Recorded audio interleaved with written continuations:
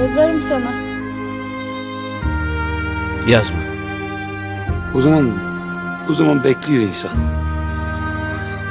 Buraya çok az insan geliyor. Çok insan gidiyor. Kalan da hep bekliyor ama bazen çok uzun bekliyor. Yani hani mesela zannediyorsun ki bir yoldan birisi gelecek. Boş uzun bir yol. Devamlı ona bakıyorsun. Sonra kimse gelmiyor. Yazma.